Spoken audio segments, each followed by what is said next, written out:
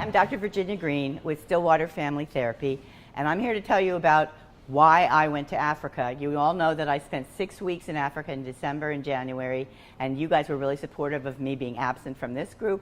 And I just want to report some of the things that I learned when I was there and why I think that we all have hope for this continent that maybe we feel is lost. It's usually a 20-minute presentation, so bear with me as I skip over some slides. Most of you know that I spent 6 weeks in Africa in December and January, and I just want to share a little bit about what I learned there. First of all, you may have this problem. I had Africa overload.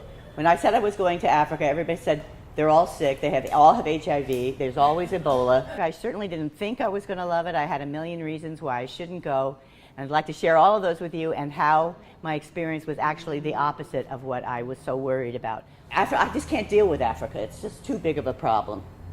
Oh yeah, and then the other thing that happens, if you give any money to Africa, it goes to France where they build big chateaus for these corrupt strongmen who are stealing all the money.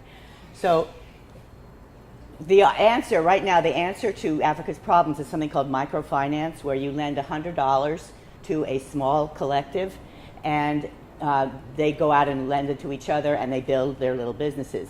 But meanwhile, China is going in and investing in oil wells and drilling and taking many of the resources that this continent has back to China and leaving nothing behind. And that's not because it's nothing against the Chinese. Certainly everybody, we have done it too.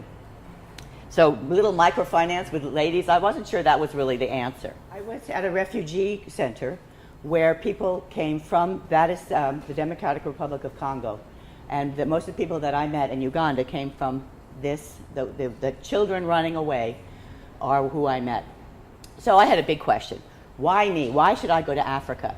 It's probably the worst idea anybody ever had. I'm 61 years old. I'm not a doctor or nurse, so I can't prescribe anything or give anything away that's medical. As of August last year, many of you know I was flat on my back. I was in a wheelchair at the mall because I couldn't walk. So it was not a good idea for me to go to Africa at all. And I'm so not her. So my daughter Charlotte got online and found this little place called Hope of Children and Women that we went to. These are Belingo and, oh my God, I forgot her name. Belingo and his wife who run the place. And when the universe wants you to go, you go. And this is me packing for Uganda with my dog. I took a ton of supplies over there, calculators and different things. So we've started a new branch of Stillwater. What makes us different as therapists is that we look at the world in context. So we have started Stillwater Global, whose mission, dedicated to promoting mental health in countries where violence is pervasive by deploying experienced professionals to provide, demonstrate, and teach superior mental health practices. Now, take out in countries where violence is pervasive, and that's what we do here in this country. But in this country, of course, violence is also pervasive. So we want to take a little bit of Redondo Beach to Tanzania. These are our offices in Redondo Beach, and this is me with the Maasai tribe that we visited in Tanzania. So if Charlotte, my daughter, was the first global mental health ambassador, guess who was the second one? That's me. And these are my friends, Joanna and Dorcas and Grace. And this is where we were, the Hope of Children and Women Survivors of Domestic Violence. And there's about 90 children that we work with there. In addition, this is the little compound. They've since moved to bigger space. We raised $14,000 so they could get into a bigger space. But this was the classroom. That's me. They call me Muzungu, which means white person. And this is Brenda, who did all the translating for me. She speaks perfect Lupiliana and very good English. This is Kaweke, who is the head of the Crafts Collective, and they have a little bank themselves. So she's the head of that. She's totally awesome.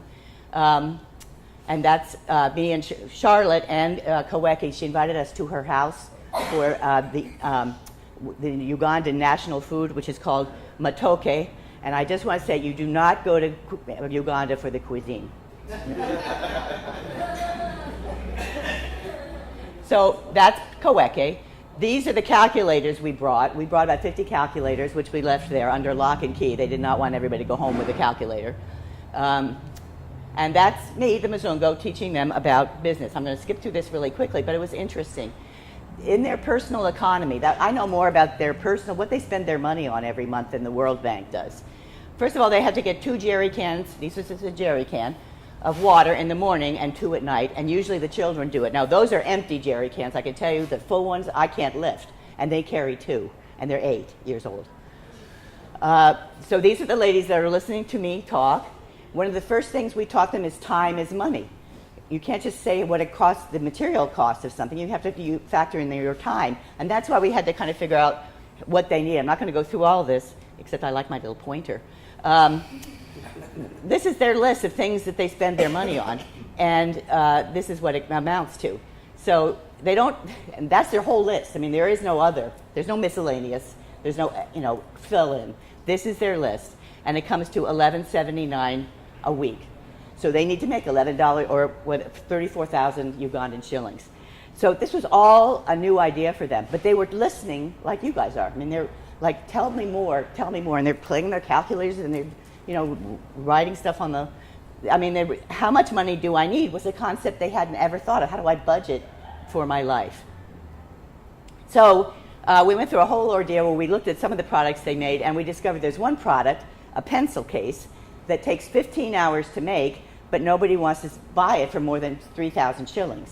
So they need 34,000 shillings for 40 hours a week. That just doesn't compute. So we decided that we were never going to do pencil cases again. So that's the last pencil case that you will ever see from this collective. And this is the Art of the Crafts Collective at work making stuff. We just did discover that mushrooms is a very profitable enterprise for them. So these are mushrooms growing in what they call little gardens, which are really just plastic bags with spores and husks in them. And and mushrooms are extremely profitable, so they're going to make more mushrooms, less pencil cases.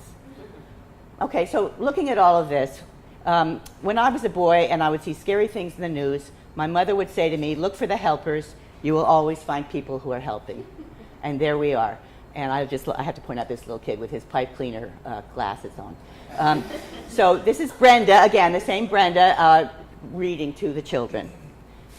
So the whole point of going to Africa for me was, is there really any hope? Or do I have to just give up and a whole continent goes away? You must not lose faith in humanity. Humanity is like an ocean. If a few drops of the ocean are dirty, the ocean does not become dirty. Those were little Ugandan children. That was actually in Texas. But that's what keeps this hope alive, is the children, who are especially precious, and so are their mothers. And what you have in front of you is some samples of some of the work that they do in the collective. Thank you very much for helping and supporting and being so kind.